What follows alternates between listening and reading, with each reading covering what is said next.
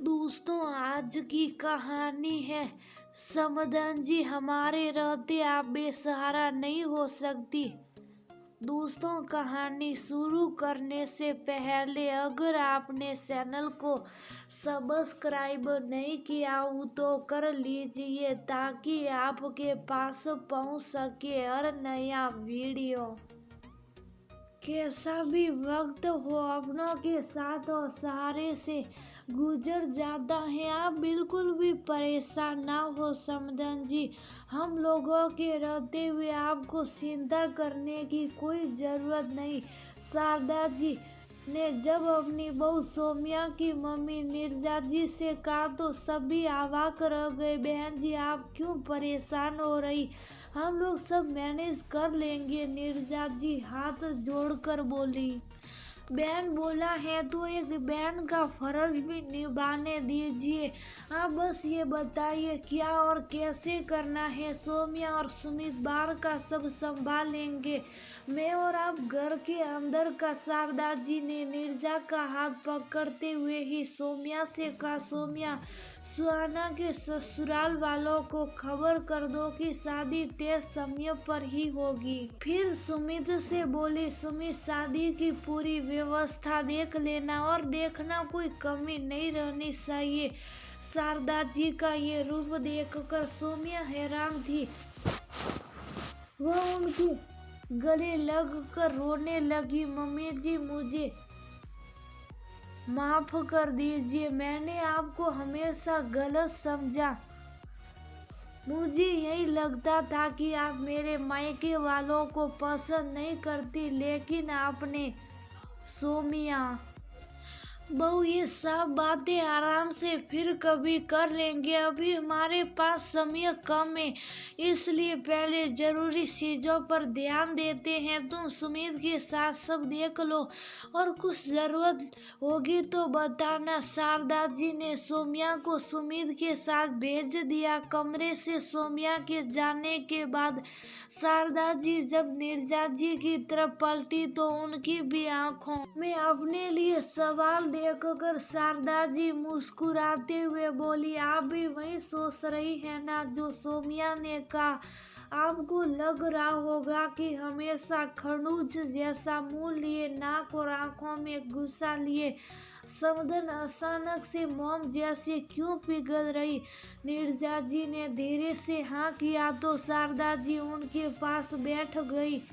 और फिर शादी की उम्र थी तभी पिताजी का देहांत हो गया। माँ मुझे और भाई को लेकर घर के एक कोने में रहने की भीख मांग रही थी। ताऊजी और सासा जी ने इस शर्त पर हमें जगह दी कि माँ जायदाद में हिस्सा नहीं लेगी, हर महीने घर खर्च के लिए एक सुनिश्चित रकम दे दी जाएगी और साथ में माँ और मुझे घर का सारा काम करना होगा। मेरी पढ़ाई इसी शर्त पर छुड़वा दी कि भाई की पढ़ाई आगे जारी रहेगी।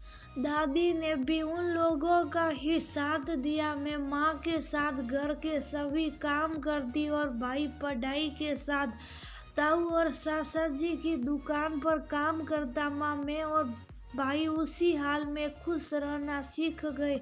एक दिन ताई जी अपने किसी रिश्तेदार के बेटे का रिश्ता ले आई और फिर मेरी शादी कर दी गई। मैंने भी सोचा कि शायद शादी के बाद मेरी जिंदगी बदल जाएगी, लेकिन जब ससुराल आई तो जिम्मेदारियां कपाड़ लिए। सास और ननद खड़ी थी, इकलौता भाई और 4 बहनें। पति ने पहली रात ही समझा दिया कि उसके लिए माँ और बहन की खुशियाँ सबसे पहले हैं। अगर वह नाराज हो गई तो मुझसे तुम उम्मीद मत रखना कि मैं तुम्हारा साथ दूंगा। एक बार फिर समझौते के लिए तैयार खड़ी थी। सास ननदों की ज्यादतियों से मैं परेशान थी, लेकिन किससे कहती अपने दुख से, और माँ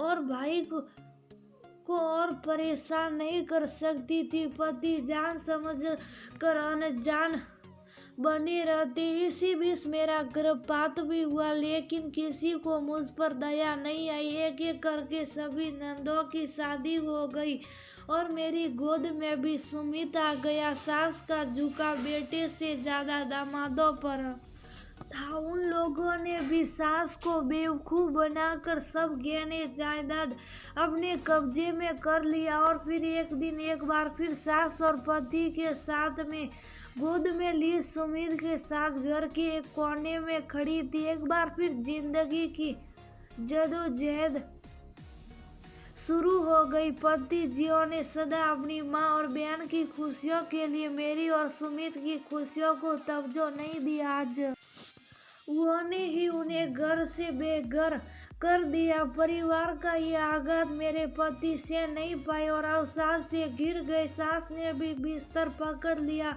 उस वक्त मुझे समझ नहीं आया कि मैं क्या करूं। एक वक्त ऐसा भी आया कि मन किया खुद को खत्म कर लूं, लेकिन सुमित आंचल पकड़े खड़ा था। वह पल ऐसा था जब मेरा दिल पत्थर का हो गया और बिना किसी उम्मीद के मैं फिर एक बार ऐसे सफर पर चल दी जहाँ सिर्फ संघर्ष और चुनौतियाँ थी।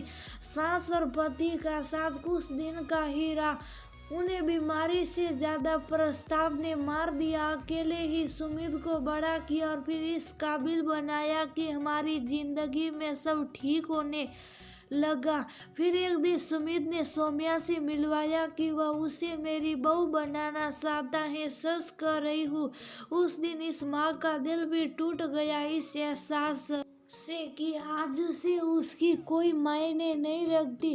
रिश्तों के नाम पर मुझे बचपन से सिर्फ समझौता ही मिला और एक बार फिर, लेकिन इस बार सास बनकर मैंने समझौता करने से इनकार कर दिया। या फिर यूँ कहो कि सौम्या के ऊपर मैंने अपना फ्रस्ट्रेशन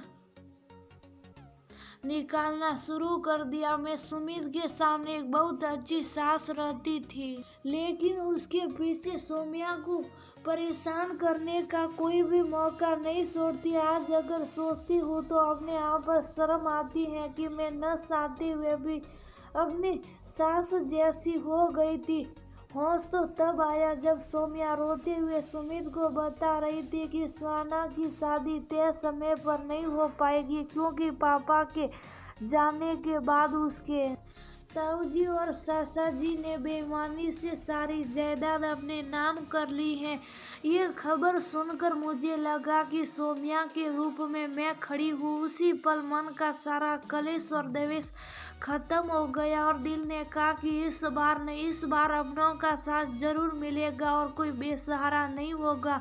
उस वक्त मैं कुछ नहीं कर पाई, लेकिन आज मैं अपनों का साथ भी दे सकती हूँ और सहारा भी बन सकती हूँ। सुहाना की शादी के बाद आप हमारे साथ रहेगी, समधन बनकर नहीं बल्कि सखी बनकर। क्यों नीरजा जी रहेगी ना हमारे साथ। आपकी कहानी सुनकर मन द्रवित हो गया। सच में एक औरत अपने दिल में दुखों का समुद्र छुपाए रहती है। जरूर रहूंगी आपके साथ, लेकिन एक शर्त है, आप मुझे नीरजा जी नहीं कहेगी। सखी का है तो जी हटाना होगा।